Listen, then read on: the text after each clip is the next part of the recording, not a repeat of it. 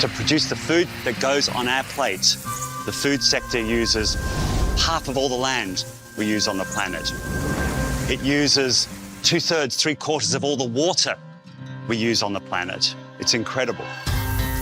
And it's the second or third biggest emitter of greenhouse gases. So the impacts are higher than any other sector in total. This means that we have to change. مع ازدياد عدد سكان العالم، ازداد الطلب على إمداداتنا الغذائية والمائية المحدودة. يسهر العلماء الليالي في محاولة لإيجاد حلول لهذه التحديات، مسلحين بالمعرفة والخبرة والشغف والأمل. وتدعمهم مؤسسة تؤمن بأن العلم يمكن أن يساعدنا على إنقاذ كوكبنا.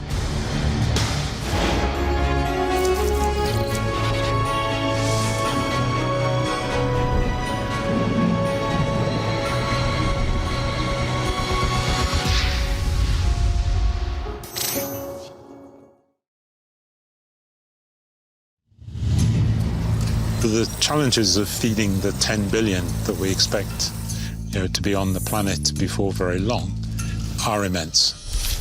We have to find ways of generating food that is of good nutritional value for all of those people. اجتمع راين ليفرس مع البروفيسور مارك تستر لتولي هذه المهمة في إطار مشروعهما الناشئ Red Sea Farms. Red Sea Farms is a startup from KAUST. We do our research in the university like academics. And what's special about here is that it really does provide an environment that's highly supportive of research discoveries into impact. Generally, we have technologies that fall into three main buckets, and then they're all connected by a central system. So bucket one is the plant science. A kilogram of tomatoes, that's like 4 large tomatoes. That requires about 350 litres of water to produce. Just a small bag of tomatoes. It's extraordinary. And the thing which we've done, which I think is quite good and potentially very impactful, is to just use less fresh water and substitute it with salty water. So we're trying to unlock the massive reserves of salty water in the planet that we currently do not use for our food production. So we try to not use 350 litres, but maybe 20 or 30 litres of water to produce that kilogram of tomatoes. A little benefit for us humans, though, is that when you grow the plants in brackish water, the fruits taste fantastic. They accumulate more sugar and taste sweeter. They're slightly more acidic as well. And they're actually also better for you because when the plants get a little bit stressed, they want to produce antioxidants to help stay healthier for longer. And what's the main antioxidant? It's vitamin C. And then the next bucket is the active cooling bucket. So in this climate, it gets hot. We need to cool the controlled environment. And so we've got a number of technologies that are patented around how we can do that in a sustainable way, and especially connected with solar energy. When you're in this hot, dry environment in the Middle East, a huge amount of water is used to cool the greenhouse. And so this was Ryan's technology, where you simply substitute fresh water for salty water to cool the greenhouse. And immediately you are reducing the freshwater consumption by a factor of 10. Let me walk you through some of the active cooling pieces, which are right over here. So behind door number 1 here is actually the first of our active cooling systems. This is simply a saltwater-based, in this case seawater, but saltwater-based evaporative cooler. And what's different about this system is we've got sensors built into the system to control it and to protect the cooling system. Door number 2 behind me, this is door number 2. This is actually, it's a humidity capture and reuse system. So we call it HumCap for short. But the HumCap system allows us to capture humidity that's exiting the greenhouse, and then we can recycle that back to the front end of the greenhouse to reuse it for cooling.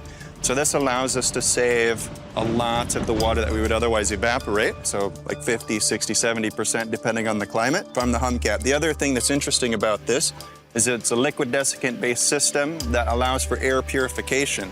So we can purify the air of things like viruses and bacteria, pathogens. So one of the things that with the solar roof is it's actually capturing that infrared light. It's preventing it from going into the greenhouse. It's converting it to energy, electricity, which powers that mechanical chiller, which then is connected directly to our stored thermal tank of liquid desiccant. So then we use that at night. So it's the sun powering this whole system, but it's actually the spectrum of the sun that we don't use when we're growing crops, and in fact, which is detrimental to the system. So we're taking something that would otherwise be a negative to the system and using it as a positive. And then the third bucket is around passive cooling. So this is like the heat blocking, which is what the sensors and the control system is pulling this all together in this beautiful system that you see behind me. So the photovoltaics are direct connected to the fan, which is a good thing because as the solar energy goes up and we get more power out of our photovoltaic panels, we need more fan energy to actually cool the greenhouse and move the heat out quicker. So it's directly correlated. And then I want to show you the next system, which is our Cortex system. What's interesting about the Cortex system is that we've built this all in-house and we've made this for this environment. Which is different from like the northern climates where greenhouses originated. This is one of our products. We call it the environmental sensor. So what lives inside this enclosure is this little sensor, which measures quite a lot of things. It measures temperature, relative humidity, pressure, and CO2 levels. We have another sensor. We called it the water sensor. It's specifically designed to monitor the root zone inside the plant. We also use that sensor to measure the water salinity content in the water cooling system. All of the data we get here are integrated into the cloud, so we could access this data at any time, anywhere in the world. But we're actually really using the systems, the technologies as a whole, as a package. We can grow maybe 100 different varieties of fruits and vegetables.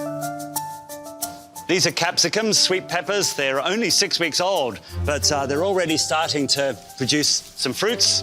So we've got different colours. Different colours are generated very simply, but us humans like it. It's visually appealing. But for me, the key thing is the fact that we're reducing this freshwater footprint for producing these food.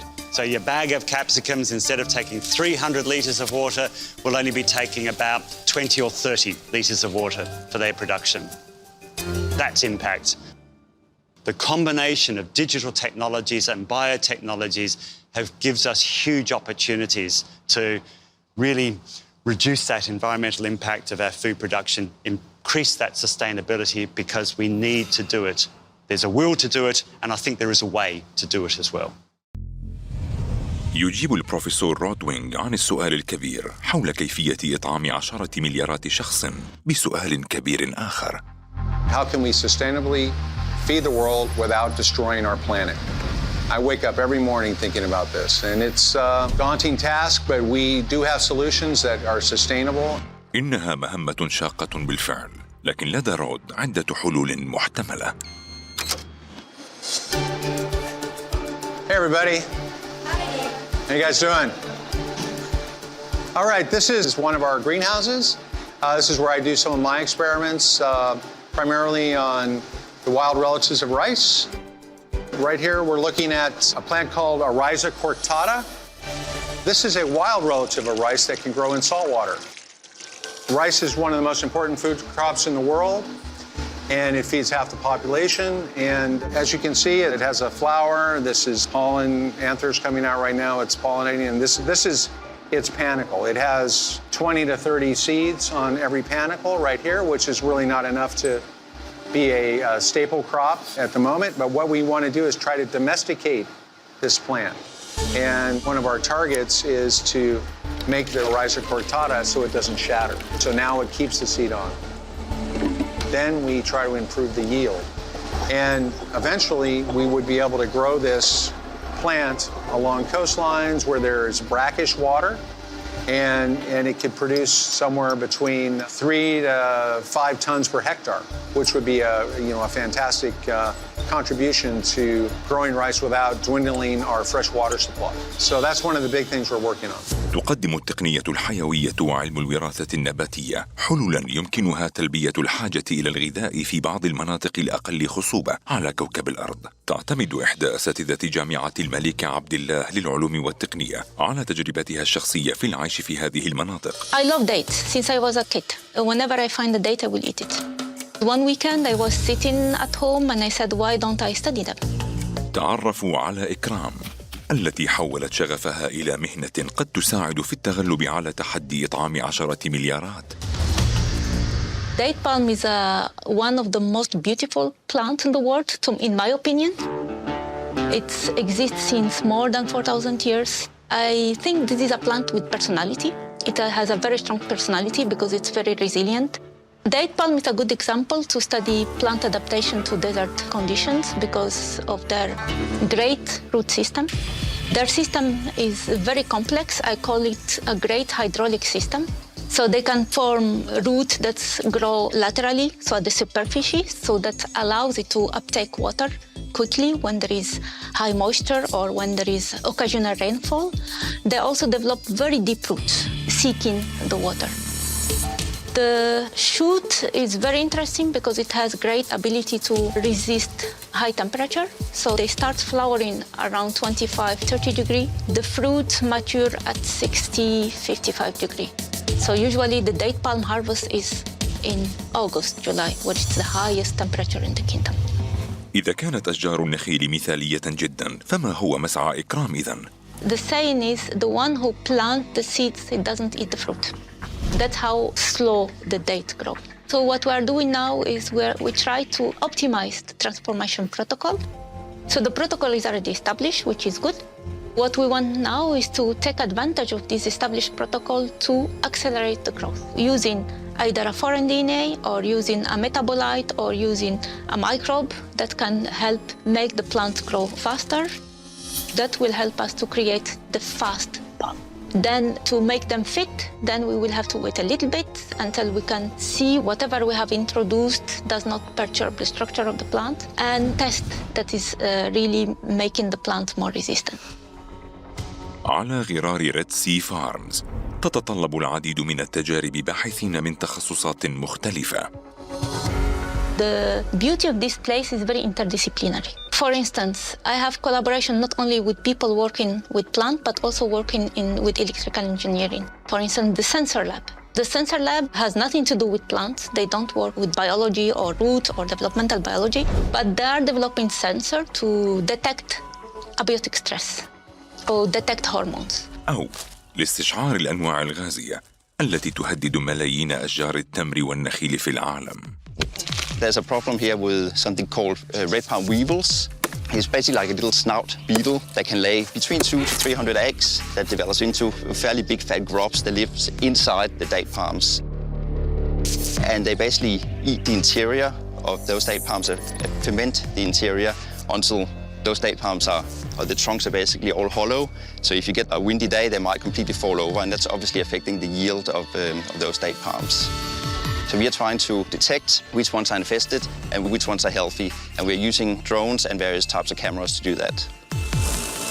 It's quite a significant problem. It started about 20 years ago here in the Middle East, but it's really spread, and it's costing the industry a lot of money every year. There's a lot of wasted resources going towards this. There's a lot of yield that's lost because of outbreaks in certain areas, and this date palm farm in particular has some issues with red palm weevils.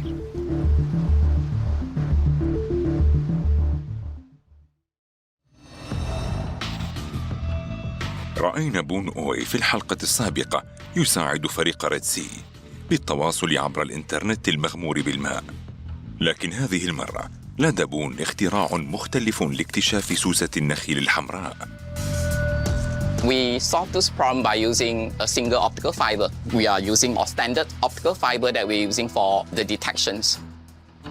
Other technology, usually is very time-consuming. You need to be the so-called invasive. You have to drill a hole, put in a microphone, and listen to the sound of lava. As for our technology, we can do it in real time, 24/7, and can be widely deployed because we can detect up to 1,000 trees by using a 10 kilometers fiber and one single sensor box that we built.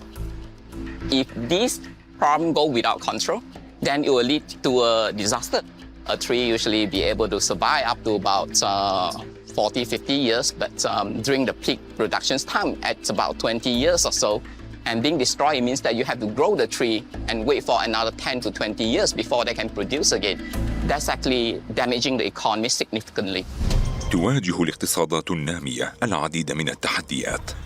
ندرة المياه من الأمور المخيفة حقاً، خاصة عندما تكون هذه الاقتصادات في مناطق قاحلة، حيث مستويات التبخر أعلى من هطول الأمطار. يتم تصريف 90% من المياه النظيفة في المراحيض والري والاستخدام الصناعي. هل يمكن أن تكون إعادة تدوير المياه العادمة حلاً جيداً؟ لنسأل الخبراء. My main goal is to really challenge the way that we are seeing wastewater as a waste and not as a resource, and perhaps eliminates the definition of wastewater and just say that it is water.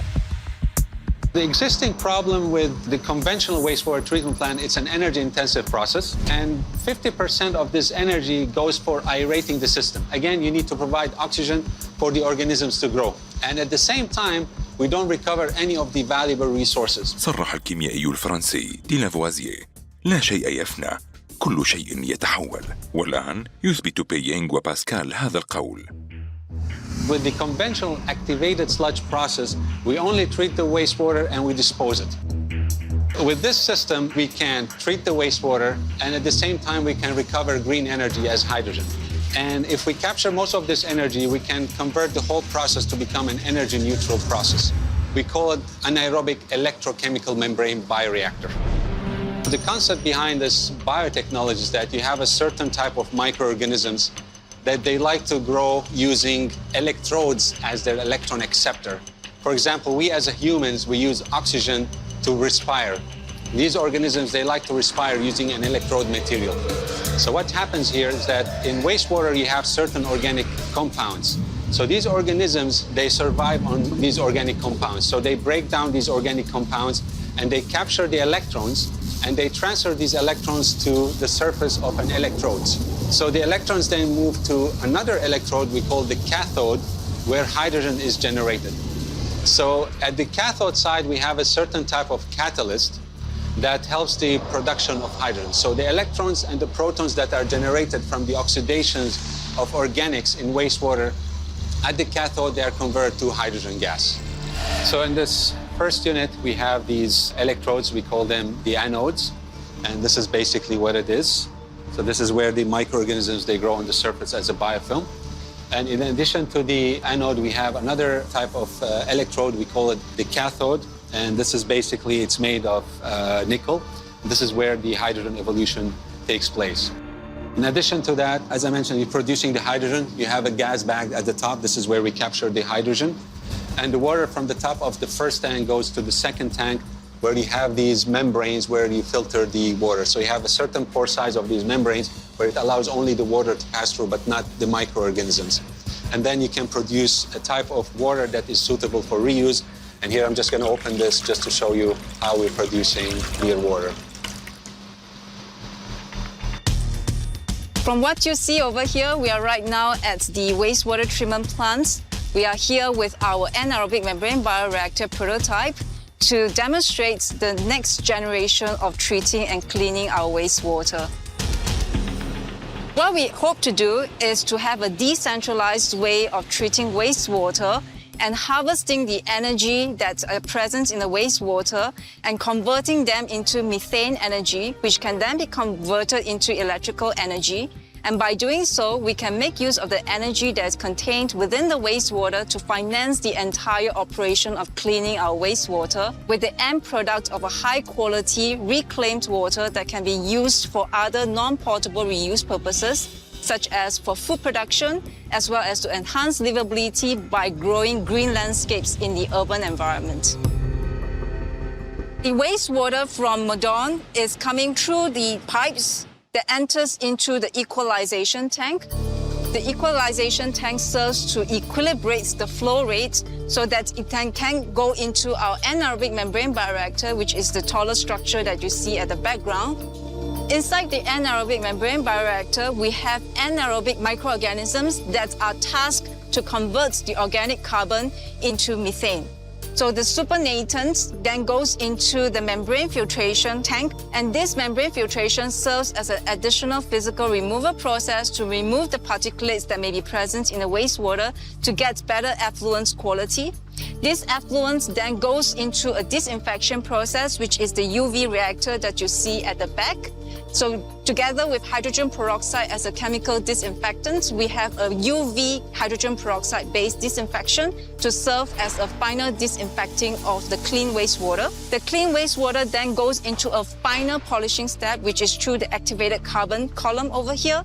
And by then, we expect that the wastewater will be of very high quality that can be used for other purposes, such as for landscaping irrigation or maybe even for food production.